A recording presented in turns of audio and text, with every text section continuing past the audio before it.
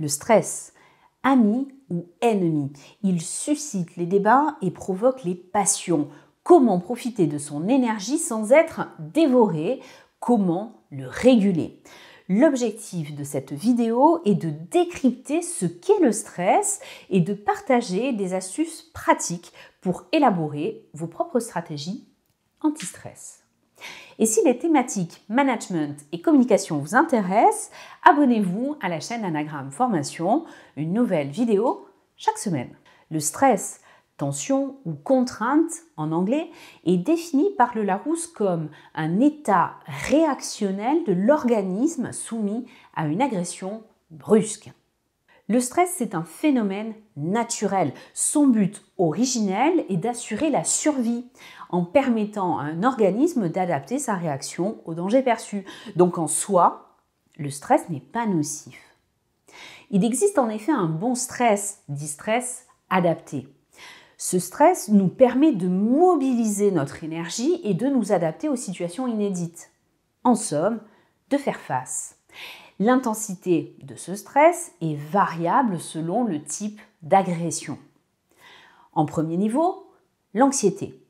C'est un trouble émotionnel qui va se traduire par un sentiment indéfinissable d'insécurité.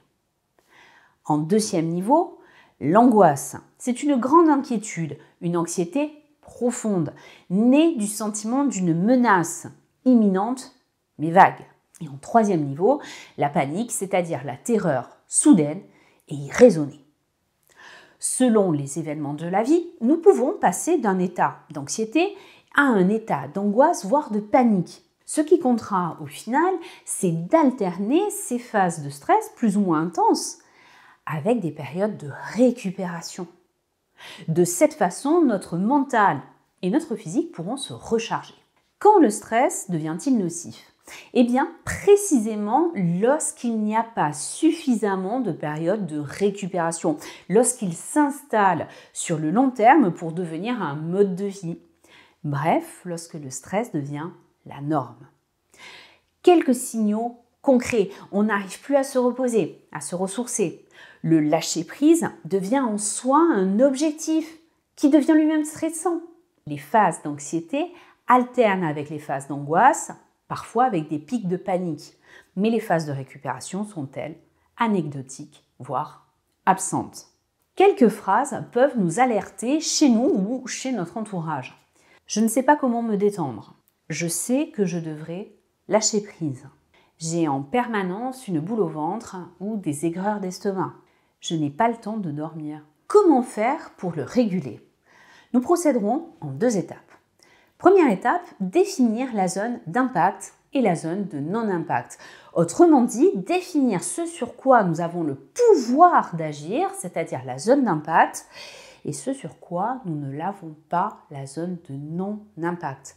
L'un des moyens pour lutter contre le stress est de se recentrer sur sa zone d'impact, recentrer ses actions, ses pensées, son énergie, là où elles ont un effet.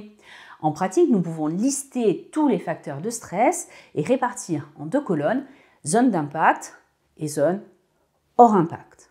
Marc Aurèle disait déjà, au 1er siècle après Jésus-Christ, que la force me soit donnée de supporter ce qui ne peut être changé et le courage de changer ce qui peut l'être, mais aussi la sagesse de distinguer l'un de l'autre. Deuxième étape, mettre en place des stratégies personnelles. Chacun d'entre nous aura des stratégies différentes en fonction de sa personnalité, son histoire, bref, de qui il est. Inutile de plaquer des solutions toutes faites qui ne nous correspondent pas forcément. Donc non, la méditation, ça ne sera pas la clé pour tout le monde. Non, la cohérence cardiaque ou le yoga ne le seront pas non plus. Il faudra tester plusieurs stratégies et surtout nous écouter. Il existe toutefois 3 critères pour déterminer si une stratégie est adaptée à nous ou pas. Premier critère, la facilité. L'action que nous décidons de mettre en place doit être facile. Le premier pas doit être aisé à faire. Vouloir essayer une nouvelle activité qui serait également un challenge personnel, par exemple le tennis, le théâtre ou la participation à une association, est tentant, mais pas approprié. En effet, le challenge mis par l'activité elle-même peut être une source de difficulté et alimenter le stress. Donc, in fine, la facilité sera un gage de réussite. Facteur numéro 2, la sécurité. Notre stratégie doit nous permettre de nous sécuriser et pas l'inverse. Autrement dit, si une activité génère des doutes, de l'insécurité, elle renforce par là même la pression que nous nous mettons à nous-mêmes et donc alimente le stress. Choisissons une activité où nous nous sentons en sécurité.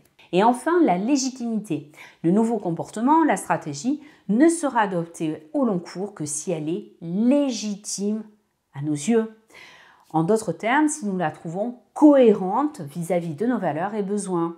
C'est la raison pour laquelle aucune activité ne saurait être présentée comme solution miracle pour déstresser ou lâcher prise. En synthèse, le stress peut être un moteur et non un ennemi. C'est l'absence de phase de récupération sur le long terme qui le rend épuisant, nuisible et dévastateur. La première étape consistera à délimiter zone d'impact et zone hors impact. Nous concentrerons nos actions sur la zone d'impact. Pour cela, 3 questions à nous poser. L'action que je m'apprête à réaliser est-elle facile ? Me place-t-elle en situation de sécurité et est-elle légitime ?